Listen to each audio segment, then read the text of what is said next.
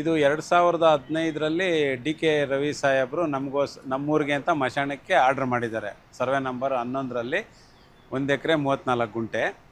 ನಾವು ಆರ್ಡ್ರ್ ಮಾಡಿದ್ಮೇಲೆ ಅವರು ತದನಂತರ ಇವರು ಅದು ಫಾರಮ್ ಹೌಸ್ ಮಾಡಿಕೊಂಡು ಸ್ವಿಮ್ಮಿಂಗ್ ಪೂಲ್ ಮಾಡಿಕೊಂಡು ಬೋರ್ ಹಾಕ್ಕೊಂಡು ಮನೆ ಕಟ್ಕೊಂಡು ವಾಸ ಇದ್ದಾರೆ, ಅಲ್ಲಿ ವ್ಯವಸಾಯ ಮಾಡಿಕೊಂಡು ವಾಸ ಇದ್ದಾರೆ. ನಾವು ಎಷ್ಟೋ ಸಲ ತಹಸೀಲ್ದಾರ್ಗೆ ಇಲ್ಲಿ ಡಿ ಸಿ ಅವರ ಆಫೀಸ್ಗೆ ಊರ ಕಡೆಯಿಂದ ಬೇಜಾನ್ ಸಲ ಅಲ್ಲಿ ಲೆಟರ್ಗಳು ಕೊಟ್ಟವು, ಅದೇನು ನಮ್ಗೆ ಉಪಯೋಗ ಆಗಲಿಲ್ಲ. ಆಮೇಲೆ ಲೋಕಾಯುಕ್ತದಲ್ಲೂ ಹೋದ್ವು, ಅಲ್ಲೂ ಆಗಲಿಲ್ಲ. ಫೈನಲ್ಗೆ ಏನು ಮಾಡಿದ್ವು, ನಮ್ಮ ಸ್ನೇಹಿತರು ಲಾಯರ್ ಮುಖಾಂತರ ನಾವು ಹೈಕೋರ್ಟ್ಗೆ ಹೋದ್ವು. ಹೈಕೋರ್ಟಲ್ಲಿ ಒಂದು 6 ತಿಂಗಳು ನಡೆದ ಮೇಲೆ ಡಿಸೆಂಬರಲ್ಲಿ ಆರ್ಡ್ರ್ ಆಯಿತು. ಆರ್ಡ್ರ್ ಕಾಪಿನ ತಗೊಂಡು ಜನವರಿಯಲ್ಲಿ ತಹಸೀಲ್ದಾರ್ ಕೊಟ್ಟರೆ ಅವರು ಅದ್ರ ಬಗ್ಗೆ ಏನೂ ರೆಸ್ಪಾನ್ಸ್ ಮಾಡಿಲ್ಲ. 3 ತಿಂಗಳು ವೆಯ್ಟ್ ಮಾಡಿದ್ರು. ಅದಕ್ಕೋಸ್ಕರ ಈಗ ಡಿ ಸಿ ಅವ್ರ ಹತ್ರಕ್ಕೆ ಬಂದು ಕಂಪ್ಲೇಂಟ್ ಮಾಡಿದ್ದೀವಿ. ಅವರು ಮಹೇಶ್ ಕುಮಾರ್ ಅಂತ ಪಿ ಡಿ ಒ ಆಗಿದ್ದಾರೆ. ಅವರು ರೋಣೂರು ಗ್ರಾಮ ಪಂಚಾಯತಿ ಪಿ ಡಿ ಒ ಆಗಿದ್ದಾರೆ. ಮೂಲ ನಮ್ಮೂರ ನಿವಾಸಿ.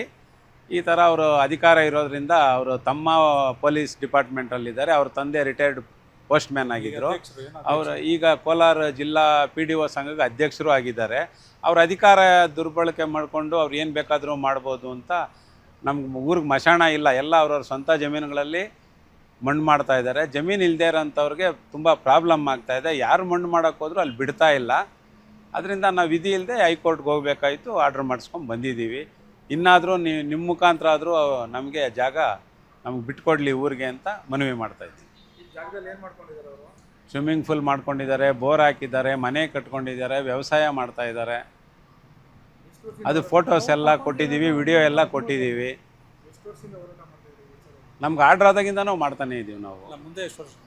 ಮುಂದೆ ಇಲ್ಲ, ಮುಂದೆ ಅದ್ರ ಹಿಂದೆ ಗೌರ್ಮೆಂಟ್ ಜಾಗ ಅದಲ್ವಾ, ಅದು ಯಾರು ನಾವು ಇದಕ್ಕೆ ಹಾಕೊಂಡ್ರ. ಆಮೇಲೆ ಆರ್ಡ್ರ್ ಆದ್ಮೇಲೆ ತಾನೇ ನಮಗೆ ಅದು ಮನೆ ಕಟ್ಟದಾಗಿಂದ ನೀವೇನು ಮಾಡಿಲ್ವಾ, ಆಕ್ಷನ್ ತಗೊಂಡಿಲ್ವಾ? ನಾವು ಕೇಳ್ತಾನೆ ಇದ್ದೀವಿ.